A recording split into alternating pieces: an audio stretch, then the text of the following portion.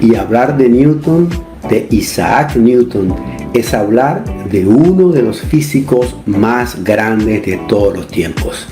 Y por supuesto, la personalidad de Newton no escapa a críticas destructivas basadas en argumentos poco fundamentados en torno a la vida de Newton. Leí hace poco algo que decía esto, por ejemplo, que Newton fue una persona egocéntrica, incapaz de despertar afecto o estrechar lazos de amistad, una persona de hábitos mezquinos y hasta tramposos. Esta forma peyorativa u ofensiva de expresarse acerca de Newton denota muy poco conocimiento y profundidad en el estudio de la vida de Newton. Bueno, empecemos con algunos detalles. Newton nació prematuramente y era tan pequeño el niño que al nacer cabía en una olla de 1 litro. El padre de Newton murió 3 meses antes que Newton naciera. Otro dato interesante es algo que se ha vuelto leyenda en la vida de Newton, es que supuestamente Newton estaba debajo de un árbol, de un manzano, cayó una manzana y ahí se dio cuenta o digamos asoció las ideas para empezar a desarrollar su teoría de la gravitación universal. Pero bueno, esto básicamente parece ser más de leyenda que de realidad, porque ni el mismo Newton en sus escritos lo plantea.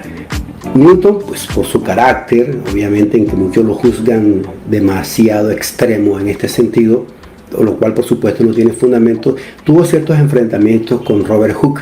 Pero Hooke criticó fuertemente a Newton porque decía que Newton le había plagiado de sus trabajos las teorías que Newton había desarrollado. Pues obviamente esto generó grandes tensiones y la historia ha demostrado que los descubrimientos que realizó Newton los hizo sin plagiarle, en este caso a Hooke.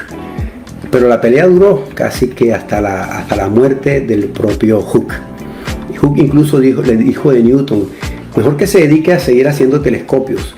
Pues despreciaba un poco a Newton considerándolo de menor nivel intelectual, porque Newton era un gran constructor de telescopios, por si ustedes no lo sabían. Tan grande era la genialidad de Newton, mis amigos, que para explicar sus teorías físicas, Newton creó los complejos procedimientos matemáticos del cálculo diferencial e integral. Pero sucede que en Alemania, Wilhelm Leibniz también había creado este mismo desarrollo de complejidad en el cálculo diferencial e integral, y se desató otra pelea entre los defensores de Gottfried Wilhelm Leibniz y Newton. Uno acusaba al otro de haberle plagiado sus teorías, pero ya, por cierto, muchos eruditos concuerdan en que cada uno de estos genios, de estos grandes matemáticos como es Newton y Leibniz, desarrollaron sus ideas de manera independiente y llegaron a las mismas conclusiones. Esta es la belleza de la matemática, es decir, desarrollar teorías de manera independiente y llegar a conclusiones que solo Dios permite que puedan llegar estos genios, estas personas creativas en el campo de lo numérico, en el campo de las ciencias.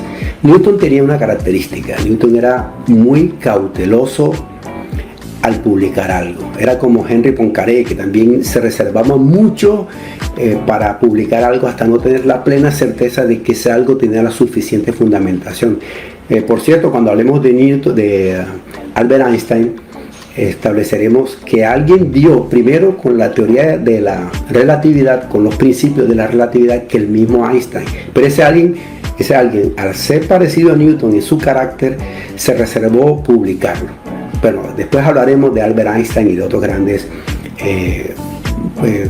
cultores y grandes mentes en la ciencia, en la física y la matemática. La obra más grande de Newton es la obra titulada Principias, en la cual de esta obra se ha dicho que es el acontecimiento más grande en la historia de la ciencia. Así dicen algunos, obviamente. Esta obra magna de Newton presenta deducciones matemáticas que abarcan temas como la gravedad, la mecánica celeste, los cometas, las mareas, el movimiento de los fluidos y sus leyes. Newton también aceptó otro cargo en 1696 como inspector de la Casa de la Moneda para descubrir a los falsificadores de monedas y mandarlos a la cárcel. También aquí hay muchas teorías conspiratorias en torno a Newton y la forma en que llevó a cabo su labor. No faltan detractores en cada cosa. Mire, yo veo que Richard Dawkins, quien se hace llamar el Papa de los ateos, o lo hacen llamar el Papa de los ateos, pues Richard Dawkins es muy despectivo y se burla de sus contrincantes y de todo aquel que cree en Dios, y nadie dice nada malo de Richard Dawkins. Pero como Newton tenía una faceta que ahora daremos a conocer, probablemente por ahí va la idea. Newton era un hombre profundamente temeroso de Dios, un hombre muy reverente en el reconocimiento de la soberanía y de la majestad de Dios. Un hombre que combinaba una incesante devoción a la investigación científica con una vida de oración y una vida de estudio bíblico.